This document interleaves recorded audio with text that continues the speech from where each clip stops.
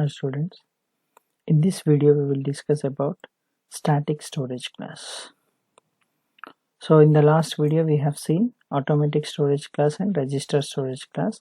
Here we will discuss about static storage class.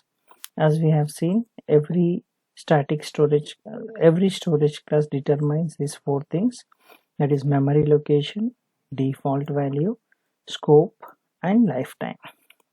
Memory location means where the memory will be allocated for the variable. Default value means if we do not give, what will be the value of that variable.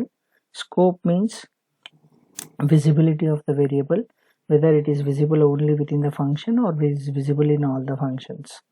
Lifetime, how much time the memory will be allocated, whether till the execution of the function or till the execution of the program. Here static storage class, we use, in order to declare the storage class, we use a keyword called static keyword is used.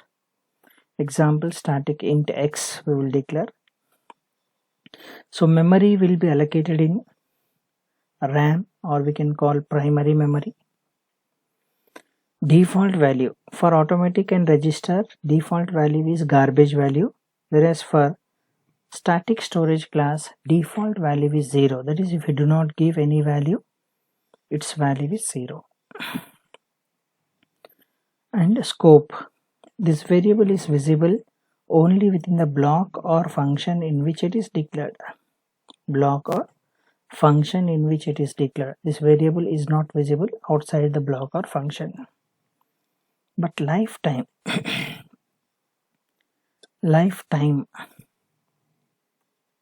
so lifetime is till the execution of program completes, whereas other two what we have discussed till the end of the function completes, whereas for static storage class till the end of the lifetime.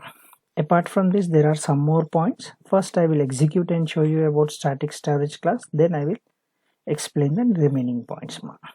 Let us see the execution of static storage class. Here for static storage class, instead of declaring in main, even we can declare in main, no problem. I will use one function called display, or you can use any name. Here I will declare one variable static int x equal to 10. I will take another variable y equal to 10. So here static variable. Now in this function we have two variables, one is x, the other one is y. X is static, y is non-static. If you observe carefully, one variable is static, one variable, if you do not use any keyword, auto, it is automatic type of variable. Simply I will display the value in this function. Printf x equal to %d, y equal to %d slash n x comma y, x comma y. Now here move back, just I am displaying x value and y value onto the screen. Now here, before displaying, I will increase x plus plus and y plus plus, both x and y I am increasing.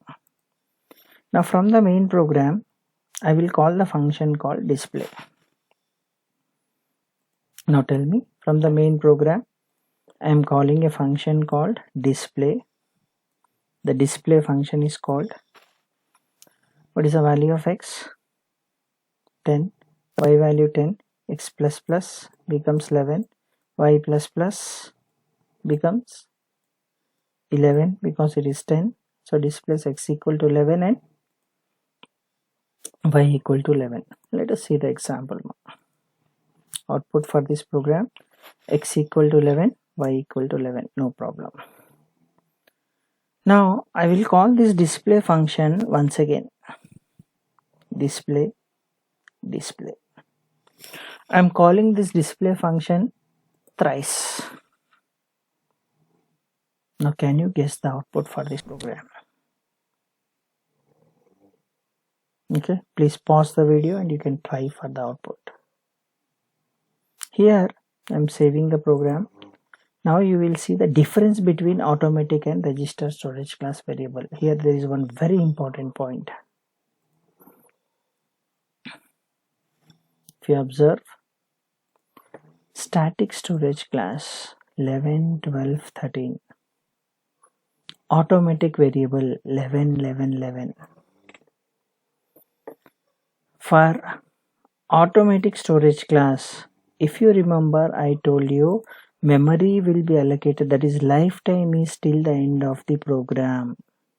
Scope is still the block or function, but lifetime is till the end of the program. This static variable will preserve the value, or it will store the value between successive function calls. Between one function call and another function call, the static variables will hold the value. That is very important point here. Okay. Then non-static variables, scope is till, lifetime is till the end of the function. When the function is called, memory will be allocated for y. When it exits from the function, memory of y will be destroyed.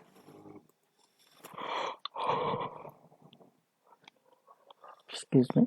Now you can see default value. Now I have not given any value for both x and y. So x value is, we can guess 1, 2, 3, because by default it is 0. Why? We cannot say, every time it will be different. For each person it will be different. Save, compile and run the program. You can see x and y values. X is 1, 2, 3. Y is also, it is displaying 1, 2, 3 in this case, but every time it may not display the same value. We cannot guarantee y value. Now here I will give x equal to 10. Now let us check for y. Okay, you can see y, first time it is giving 1, second time it is giving 2, third time it is giving 3. But in the previous case it was different. If you initialize, y equal to 5. Save, compile and run. 666. Earlier it was garbage value.